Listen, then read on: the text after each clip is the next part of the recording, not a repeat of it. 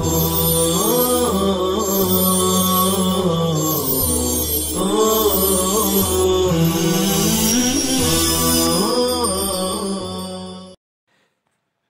اللہ الرحمن الرحیم۔ طلبہ عزیز، آج کی مجلس میں جامع ترمذی کی شرحوں کا ہم تذکرہ کرنا چاہیں گے۔ صاحب کتاب یعنی امام ترمذی رحمۃ اللہ علیہ کے حالات پر گفتگو ہو چکی، اگرچہ کہ اختصار کے ساتھ ہوئی، اور کتاب کے متعلق بھی ضروری باتیں ہو گئیں۔ آج ترمذی شریف کی کچھ اہم شرحوں کے نام آپ کے سامنے پیش کیے جائیں گے تاکہ وقت ضرورت آپ ان کتابوں کی طرف مراجعت کر سکیں، ان کتابوں سے استفادہ کر سکیں۔ پہلی شرح عارضۃ الاحوزی بشرح جامع الترمذی۔ عارضۃ الاحوزی قاضی ابو بکر ابن عربی کی تصنیف ہے، اور قاضی ابو بکر ابن عربی مالکی مذہب میں فقہا اور محدثین میں شمار کیے جاتے ہیں۔ ان کی ایک کتاب احکام القرآن اور العواصم من القواسم، بڑی مشہور یہ دو کتابیں ہیں۔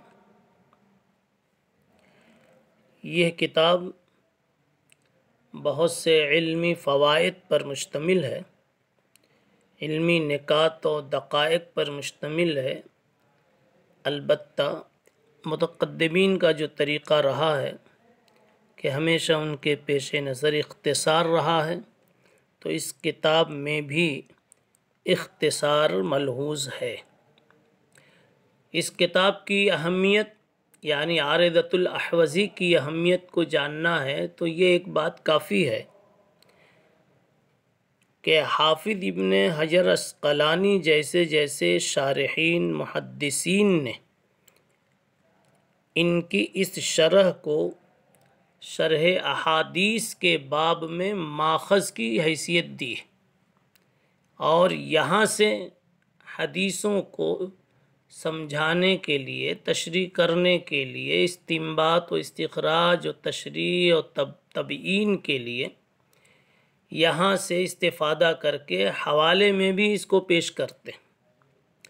اور جب حافظ جیسا انسان اس سے اس درجہ استفادہ کر رہا ہے تو دوسرے حضرات نے تو بہت استفادے کیے ہیں۔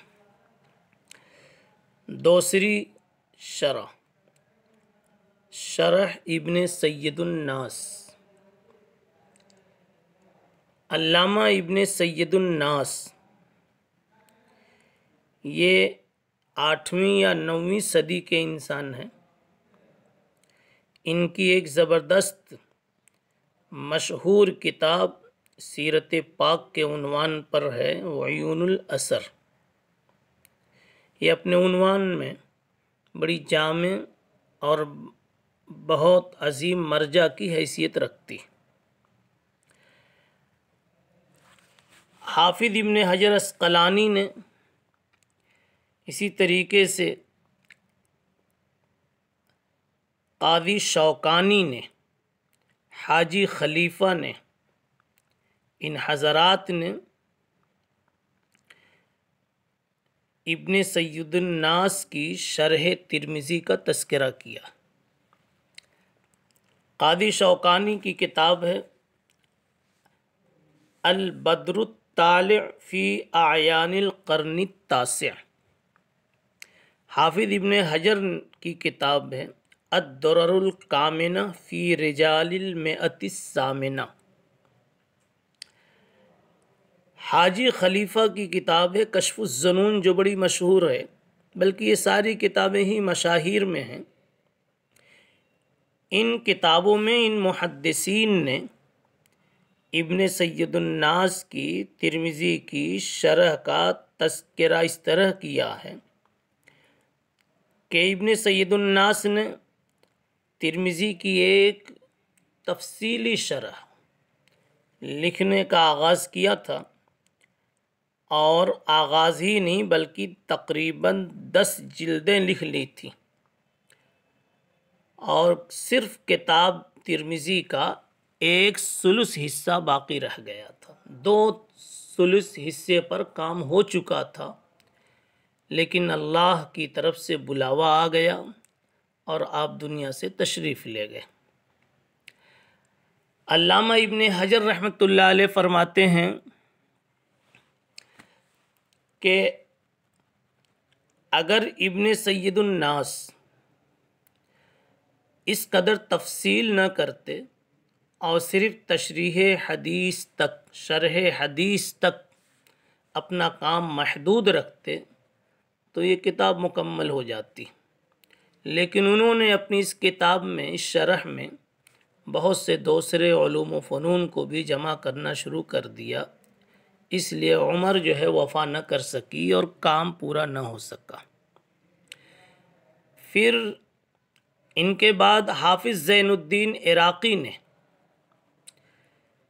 اس کام کو، یعنی بقیہ حصے کی شرح کو مکمل کرنا شروع کیا، لیکن محقق یہ ہے، امام سیوطی رحمۃ اللہ علیہ کی تحقیق یہ ہے کہ وہ بھی مکمل نہ کر سکے، لہذا یہ مفصل شرح کبھی شائع نہیں ہو سکی۔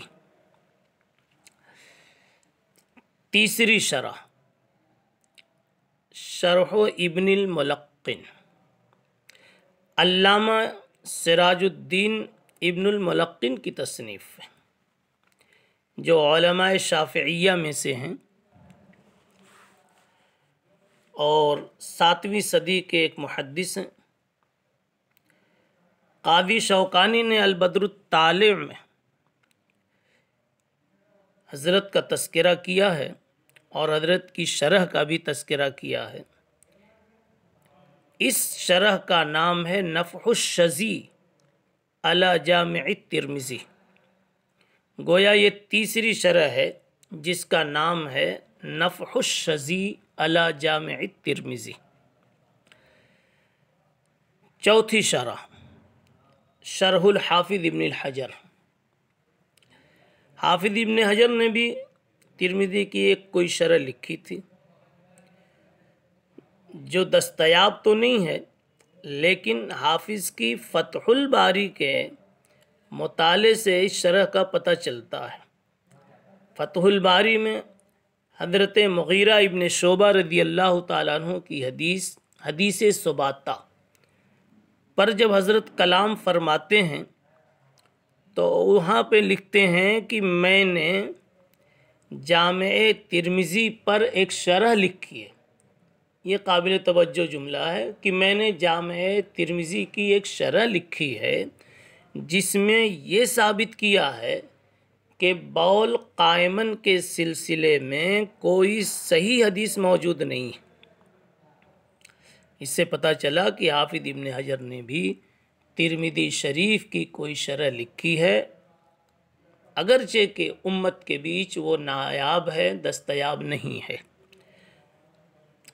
پانچویں شرح، العرف الشذی علی جامع الترمذی، یہ علامہ عمر ابن ارسلان البلقینی کی تصنیف ہے۔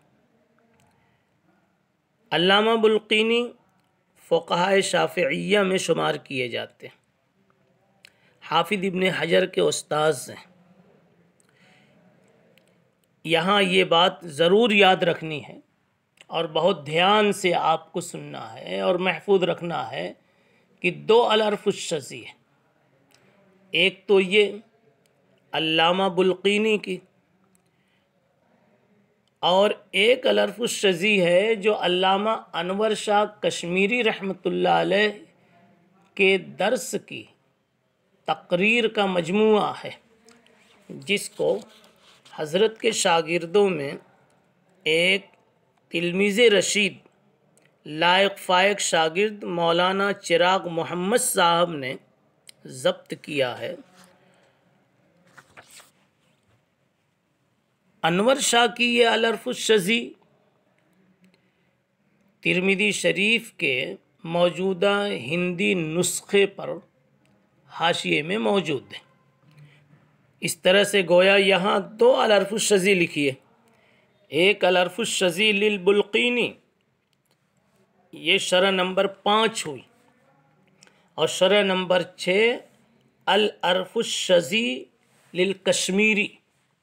لیکن یہ ایک اور بات یہاں یاد رہے، اور بڑی اچھی طرح سے یاد رہے، دوبارہ کہتا ہوں کہ بہت پختگی کے ساتھ یہ بات یاد رہے کہ علامہ انور شاہ کشمیری رحمۃ اللہ علیہ کی جو العرف الشذی ہے وہ حضرت کی لکھی ہوئی نہیں ہے۔ حضرت نے باضابطہ اس کو نہ لکھا ہے نہ لکھوایا ہے، بلکہ حضرت نے درس دیا ہے۔ اب درس میں جس دن جتنا وقت ملا ہے، جس حدیث پر جتنا انشراح ہوا ہے، وقت ملا ہے، اس کے اعتبار سے گفتگو موجود ہے۔ وقت نہ ملنے کی وجہ سے آپ دیکھیں گے کہ کتاب کے آخر میں بہت ہی مختصر باتیں، اور ایک بڑے حصے پر تو حضرت کا کلام پایا ہی نہیں جاتا۔ اب یا تو حضرت کو موقع نہیں ملا، سال مکمل ہو گیا، اس لیے کہ درس کا وقت بڑا محدود ہوتا ہے اور نصاب بھی پورا کرنا ہوتا ہے۔ اور دوسری ایک بات یہ یاد رکھیں کہ جب حضرت نے لکھا نہیں ہے اور لکھوایا نہیں ہے اور درس کی تقریر ہے، اور لکھنے والے ایک شاگرد ہیں جو اپنے شوق سے اور اپنی طبیعت سے مولانا چراغ محمد صاحب لکھ رہے ہیں،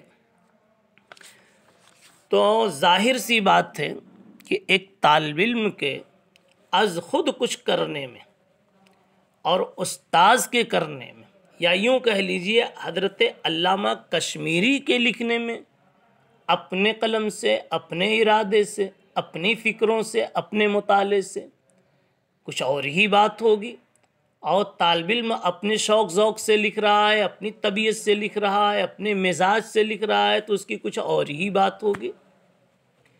این السرا من الثریا، شاہ صاحب کے علم کا اندازہ کرنے کے لیے بھی تو نظر چاہیے، اور شاہ صاحب کے علم کو ضبط کرنے کے لیے بھی تو صلاحیت کی ضرورت ہوگی۔ اس لیے علماء کرام نے یہ کہا ہے کہ العرف الشذی دراصل شاہ صاحب کے علوم کی صحیح ترجمانی نہیں ہے، مکمل ترجمانی نہیں ہے، تاہم شاہ صاحب کی باتیں بڑی حد تک اس میں آ گئی ہیں، اور بڑی کاوش کے ساتھ اور خوبی کے ساتھ جمع کرنے کی مرتب نے کوشش کی ہے۔ اللہ تعالیٰ دونوں حضرات کو جزائے خیر عطا فرمائے۔ تو یہ 6 شرحیں ہوئیں۔ 7ویں شرح قوت المغتزی، یہ علامہ جلال الدین سیوطی رحمۃ اللہ علیہ کی مختصر سی ایک شرح ہے۔ آپ کے ہاتھ میں جو ترمذی شریف کا نسخہ ہے، آپ کو آپ کے سامنے اسکرین پر یا آپ کی کلاس میں جو نسخہ موجود ہے، اس کے حاشیے پر قوت المغتزی کا حاشیہ بھی موجود ہے، اور العرف الشذی بھی موجود ہے۔ یہ دونوں شرحیں وہیں آپ دیکھ سکتے ہیں۔ یہ 7 شرحیں ہوئی۔ علامہ ابن رجب البغدادی کی ایک کتاب ہے، حافظ ابن رجب البغدادی کی 8ویں شرح۔ ابن رجب البغدادی حنابلہ میں سے، انہوں نے بھی کوئی شرح لکھی ہے جو دستیاب نہیں ہے، 9ویں شرح علامہ طاہر پٹنی کی۔ حضرت کی شرح کا پتہ ان کی کتاب مجمع بحار الانوار سے چلتا۔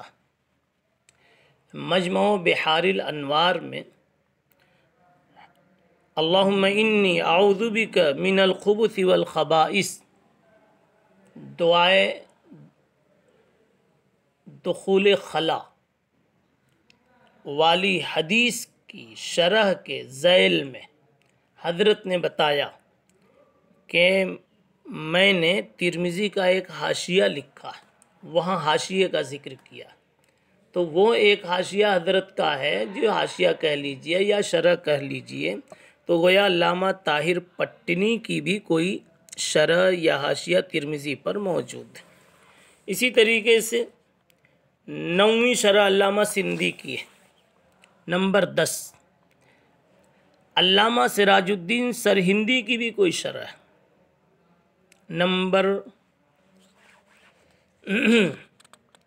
11 بلکہ نمبر 12 آپ کا ہے علامہ مبارک پوری کی کتاب تحفۃ الاحوذی۔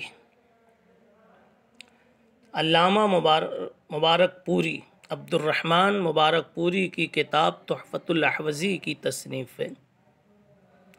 تحفۃ الاحوذی یا علامہ عبد الرحمن مبارک پوری کی تصنیف ہے، جو اہل حدیث کے بلند پایہ عالم ہیں۔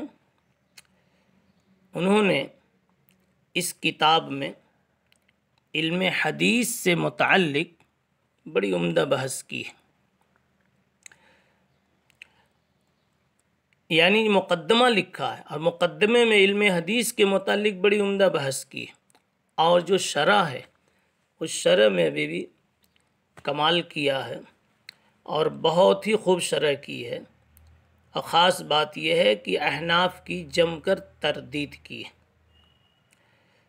اور سچ یہ ہے کہ انہوں نے اپنی یہ کتاب تیار کی ہے علامہ شوکانی کی نیل الاوتار سے۔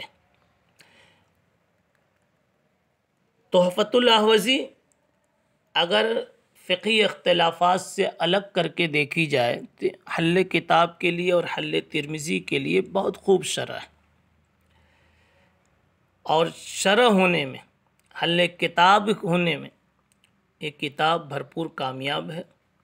البتہ فقہی اختلافات میں کئی جگہوں پر حدود انصاف سے تجاوز کرتے ہوئے نظر آ رہے ہیں۔ ایک اور شرح الکوکب الدری علی جامع الترمذی،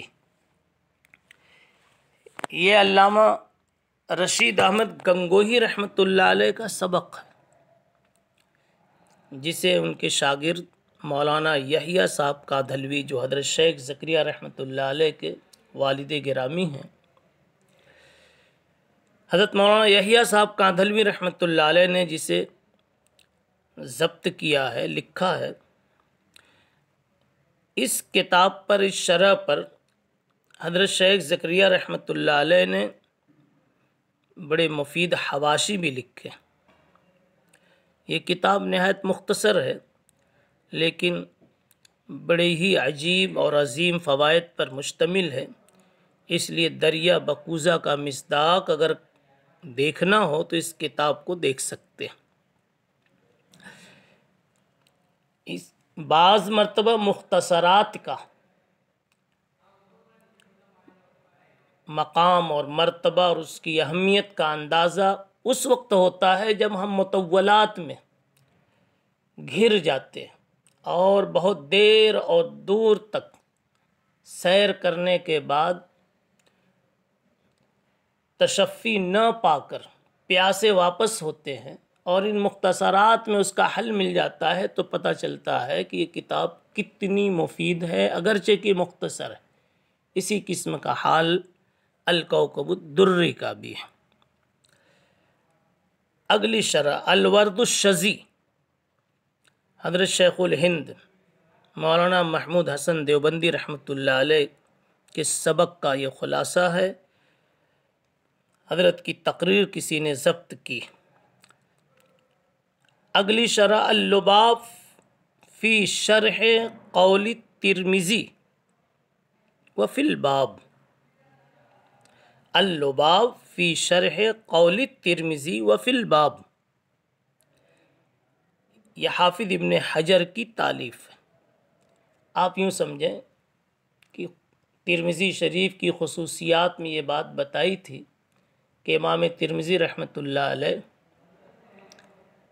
ایک باب کی ایک حدیث ذکر کر دیتے اور متعلقہ بقیہ حدیثوں کی صرف نشاندہی کر دیتے، وہ کہتے وفی الباب عن ابی ہریرۃ وعن ابن عمر وعن علی وفلاں وفلاں، اس طرح نشاندہی کر دیتے ہیں۔ اب وہ بقیہ حدیثیں کہاں ہیں، اس کی کھوج لگائی، اس کی جستجو کی، اس کو تلاش کی حافظ ابن حجر نے، تو ایک کتاب تیار ہو گئی جس کا نام رکھا اللباب فی شرح قول الترمذی وفی الباب، اور ایک اور شرح علامہ انور شاہ کشمیری رحمۃ اللہ علیہ کے شاگرد علامہ بنوری رحمۃ اللہ علیہ کی معارف السنن، علامہ محمد یوسف بنوری کی تالیف ہے۔ انہوں نے دراصل شاہ صاحب کے علوم کو پھیلانے اور اس کی تشریح و تفہیم کا تبیین کا کام کیا ہے۔ تفصیل کے ساتھ حضرت اسے لکھ رہے تھے، 6 جلدیں تیار ہوئیں، کتاب مکمل نہیں ہو سکی، صرف کتاب الحج تک یہ شرح پہنچی ہے، اور انہوں نے اپنی شرح میں شاہ صاحب کے درس کو، شاہ صاحب کی تقریر کو بنیاد بنایا۔ اس کے علاوہ صاف بات یہ ہے کہ اردو زبان میں شیخ الاسلام علامہ مفتی تقی عثمانی دامت برکاتہم العالیہ کی درس ترمذی نہایت ہی کامیاب شرح ہے اور بہت ہی جامع شرح ہے، مختصر بھی کہیے، مفصل بھی کہیے، جامع بھی کہیے، معنی بھی کہیے، زوائد سے پاک۔ اللہ تعالی حضرت کا سایہ بہت دیر تک ہمارے سروں پہ قائم دائم رکھے۔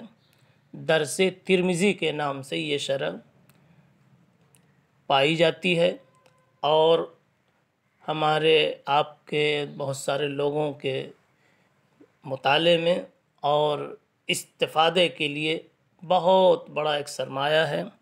اللہ تعالیٰ اس کے افادات کو قبول فرماوے۔ اس کے علاوہ اور بھی اردو میں شرحیں ہیں۔